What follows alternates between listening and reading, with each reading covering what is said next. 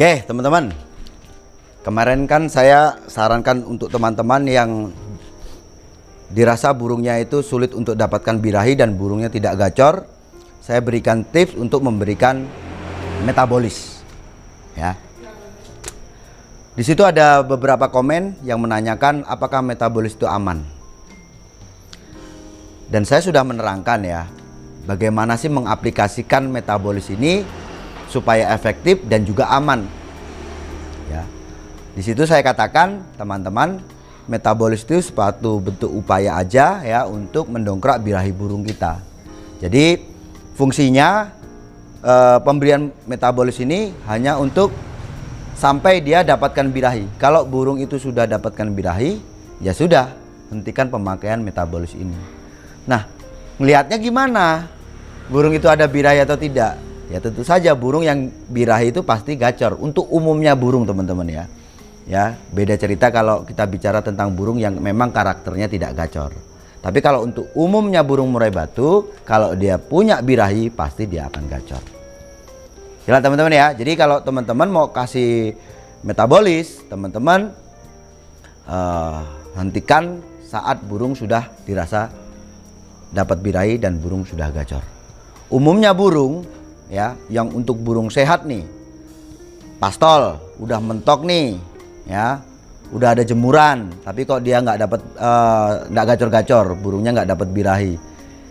Umumnya diberikan metabolis ini nanti sekitar seminggu ya, pemakaian seminggu itu dia nanti akan dapatkan birahi.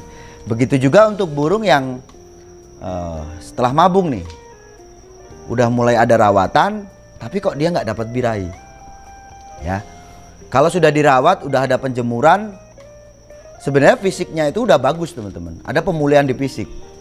Ya, kondisinya udah bagus lah ya. Nanti kalau teman-teman berikan metabolis ini ya jaraknya sekitar seminggu lah. 5 hari sampai seminggu itu untuk umumnya burung dia nanti akan dapatkan birahi dan dia akan gacor. Nah, setelah dia dirasa gacor, teman-teman hentikan di saat itu juga. Biar aman. Jangan jadikan metabolis ini sebagai setutan. Satu contoh, dengan harapan mungkin supaya burungnya tambah neken. Nah, teman-teman kan tetap memberikan metabolis itu terus-menerus. Menurut saya sih nggak bagus. Nggak bagusnya apa? Dia akan ketergantungan. Jadi kalau nggak diberikan metabolis, dia nggak mau kerja. Gitu ya teman-teman ya. Oke, sekarang lain dari metabolis. Mungkin teman-teman mau kasih obat kimia. Obat penggacor di pasaran itu banyak. Harganya juga beragam. Ya. Pokoknya kalau ada merek ada tulisannya untuk menggacorkan, ya.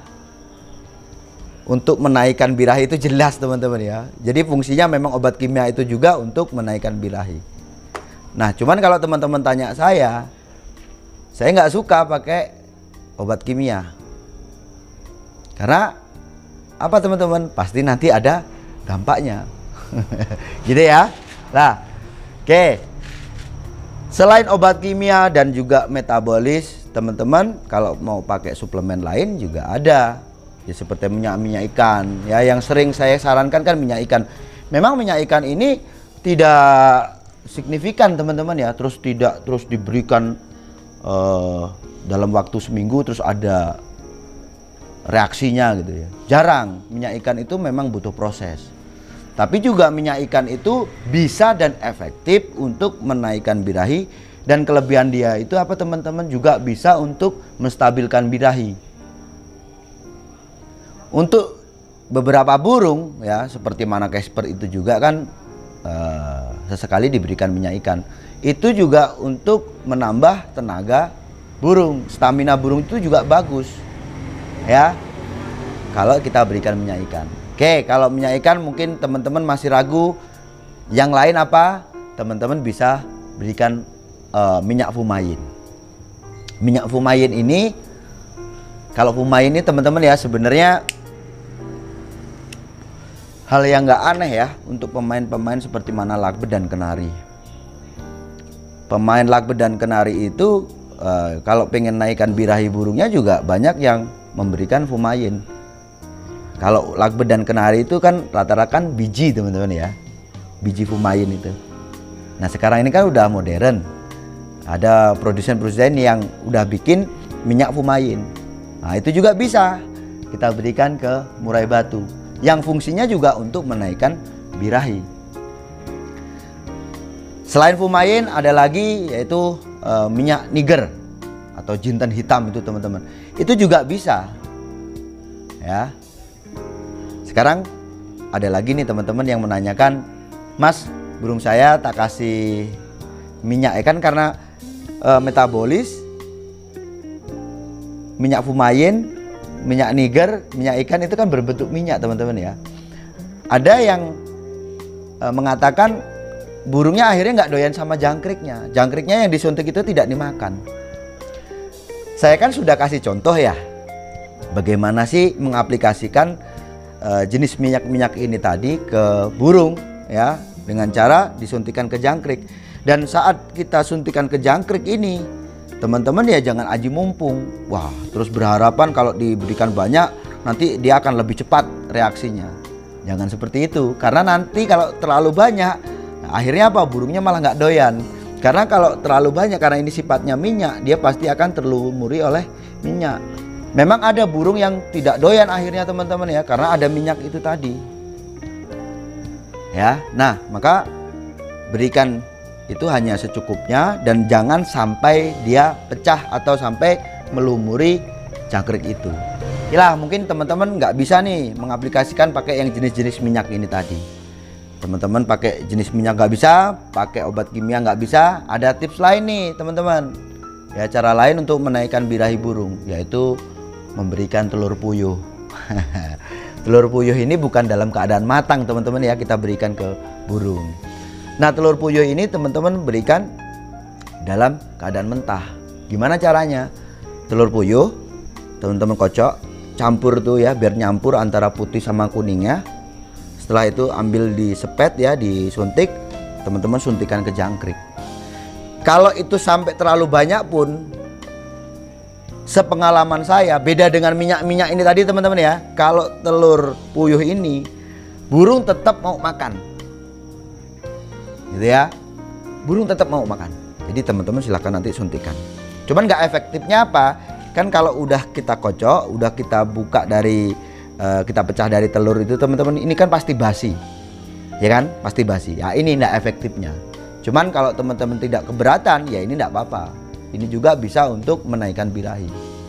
Dan kalau untuk telur puyuh ini tadi teman-teman, satu contoh teman-teman memberikan jangkrik itu 5 ekor ya, pagi sore. Teman-teman bisa suntikan ke 5 ekor ini tadi. Kalau untuk telur puyuh. Beda dengan jenis minyak-minyakan ini. Kalau jenis minyak-minyakan ini kan saya menyarankan teman-teman untuk memberikan hanya 1 jangkrik dan itu diberikan yang pertama kali. Ya, jadi kita suntik ke jangkriknya. Ya, taruhlah 5, teman-teman suntik 1 jangkrik, yang 4 nggak usah disuntik. Karena kalau dia disuntik semua, biasanya dia nggak mau makan nih, gitu ya. Dan itu terlalu berlebihan. Nanti sampai di dasar sangkar itu ada minyak-minyaknya, itu nggak bagus menurut saya. Tapi kalau untuk telur puyuh ini teman-teman bisa suntikan ke 5 jangkrik ini tadi. Teman-teman bisa berikan pagi, sore, pagi aja atau sore aja. Gitu teman-teman ya. Jadi telur puyuh ini juga bisa untuk menaikkan birahi. Kalau memang teman-teman merasa tidak efektif untuk memberikan suplemen-suplemen yang berbentuk minyak, dan juga teman-teman tidak suka memberikan atau merasa takut nanti burungnya ada efek jangka panjang kalau teman-teman memberikan obat kimia. Nah teman-teman ya ini tadi satu solusi pakai bahan alami ya, dan tentu saja ini aman untuk burung kita. Dan juga teman-teman ada beberapa pemain juga yang menggunakan telur puyuh ini untuk dijadikan setut lomba. Jadi burung mau digantangkan nih, H-3 itu mulai memberikan telur puyuh ini yang disuntikan ke jangkrik. Saya rasa cukup sekian. Mudah-mudahan ini bermanfaat untuk teman-teman yang dirasa burungnya tidak gacor, tidak kunjung mendapatkan birahi. Teman-teman bisa pakai cara ini. Sukses selalu.